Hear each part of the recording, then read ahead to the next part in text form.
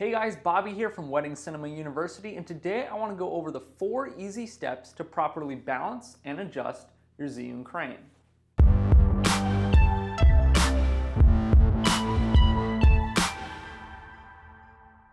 Now before we get into this, I want to go over just a couple things quickly. First of all, I know we've been posting a ton about the Zhiyun Crane.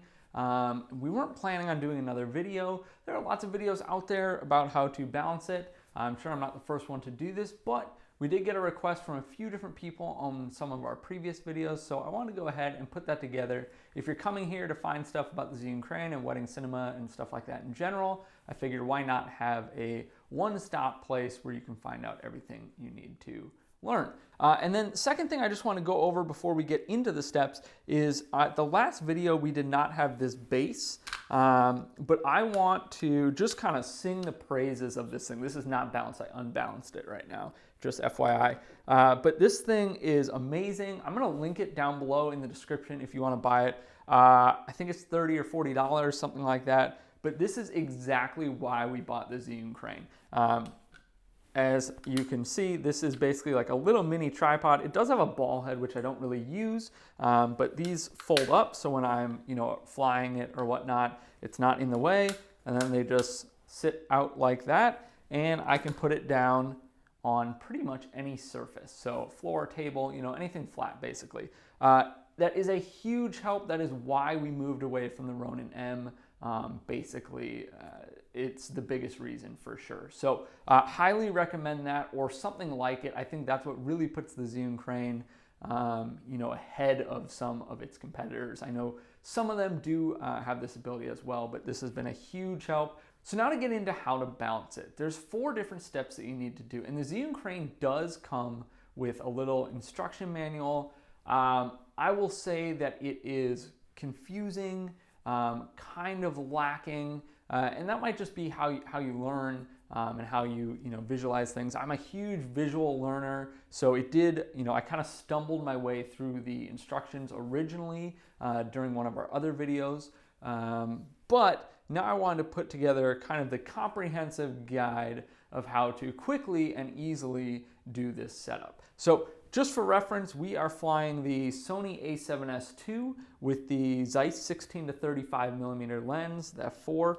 And then down here, we are also mounting a Manfrotto quick release plate. This is what we have on all of our gear. So tripods, Zhiyun Crane, the Ronin, cranes, cranes, jibs, etc., monopod, slider, everything. So we can quickly take off a camera, put it on. This is what we've used forever, so we threw one on here as well. So first and foremost, you need to make sure that your camera is set up exactly how you are going to fly it. So that means no lens cap on the front, if you're going to use a lens hood or not, card and battery inside, everything has to be exactly like you would fly it. Even the littlest change in weight can affect this. Now, these motors are strong, they will be able to adjust, you'll be fine, but generally, you want to adjust it to the best of your ability.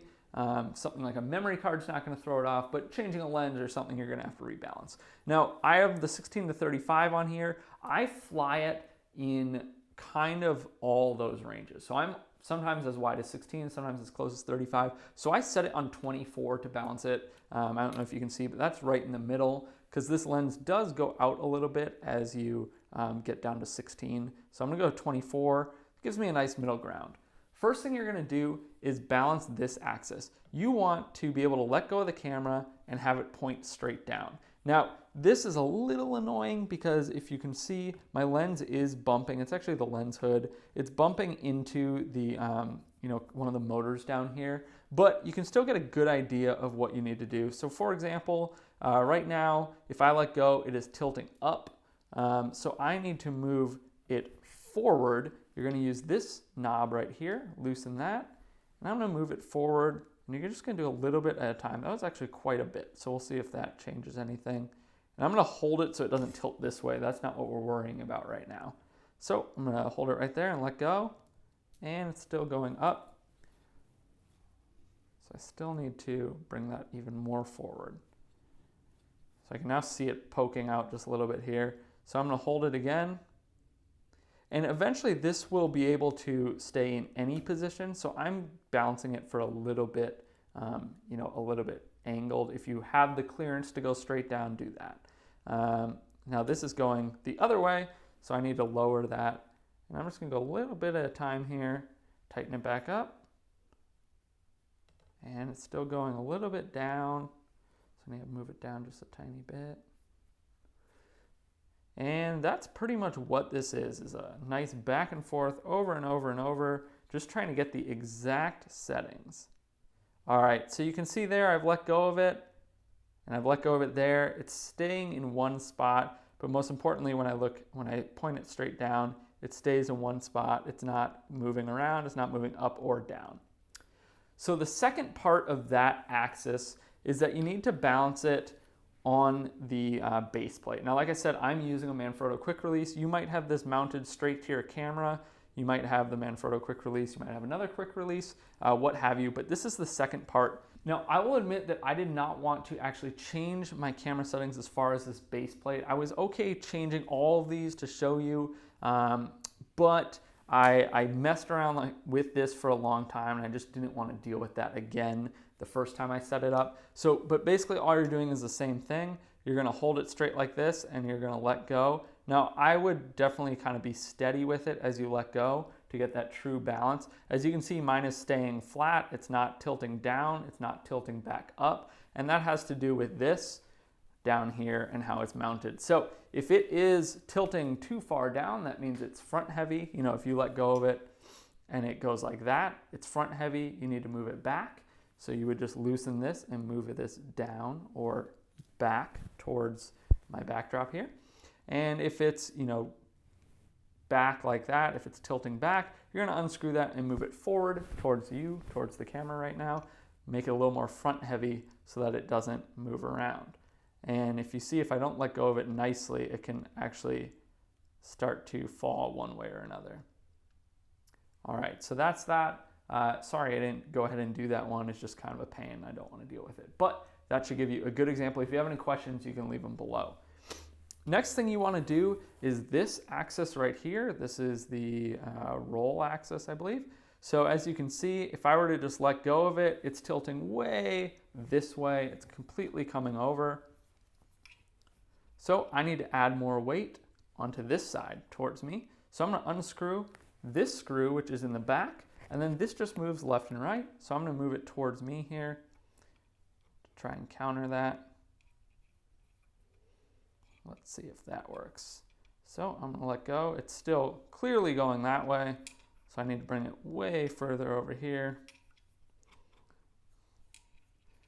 Now we'll screw it down tight, see if that changed anything. So that's pretty good. It's coming, it's tilting a little bit towards me now. So I just need to move it just a hair back towards the other direction. And I kind of nudged it there, so that's why it fell towards the back. And it's hard to move these just a little bit, but you want to be gentle with it and just move it a tiny bit there. And so I'm going to let go of it here and see, oh, now it's actually going back the other direction. So moved it a little bit too much. I'm going to push it just a tiny bit back towards me.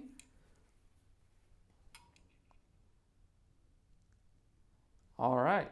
Now you can see that's actually, it's starting to turn a little bit. That's this axis down here, which we haven't gotten to yet. But you can see it's not moving forward, it's not moving backwards, and it's not moving side to side. It's not tilting left or right. Now the last one you have to do is this axis down here. So you make sure everything's tight, which we went through all those already. And now this one, the instructions actually tell you to hold it sideways. So I'm going to bring it up just like this, and you can see it's moving a ton. So I'm going to move it here. I'm going to unscrew it. I'm going to move it way back. I'm going to move it back as far as it goes because I remember that's actually where I needed it to be last time. All right, and we'll pick it up here. Try to keep this as steady as possible. And you can see that stays in one spot right there. It's not tilting in any direction. My hand's kind of shaking here. This is a weird way to hold it. There's a lot of weight on one side, but that is nice and stable. And as you can see here, when we let it sit just like that, it is staying. It is not tilting any direction. It's not rotating left or right. It's not tilting left or right or front and back. So that is basically the 4 steps on how to balance this. Now, I would also recommend something that somebody brought up in a YouTube comment, I believe it might have been somewhere else, was going into the settings and playing around with those a little bit. I have found in my original review of this that it was a little more responsive than I wanted it to be. And so what I did is I changed some of those settings. I did it on the computer. I believe you can do it on the app as well. I changed the smoothness settings. I believe I turned them up to 150%, although I'm thinking about turning them up to 200% just to make all those movements much smoother. And then I also changed the response time. I want to say it was at 80. I think I turned it down to like 40. I basically cut it in half. I might turn that slower too. This is just me coming from the Ronin M specifically. I was used to it not being so responsive when I would turn or tilt, and this was a little too jumpy for me. Part of that is just getting more used to it, but part of it, again, in those settings. Changing those settings has been super helpful to me to get rid of some of those micro jitters and just kind of make it a little slower to respond, which gives me smoother movement in my opinion. So that is the 4 easy steps to properly balance and adjust your Zhiyun Crane. I hope that was straightforward and easy. If you have any questions, I'd love for you to leave them below. And as always, I'd love to have you subscribe and follow along as we produce more wedding cinema related videos, gear reviews, travel videos, and things like that. Thanks.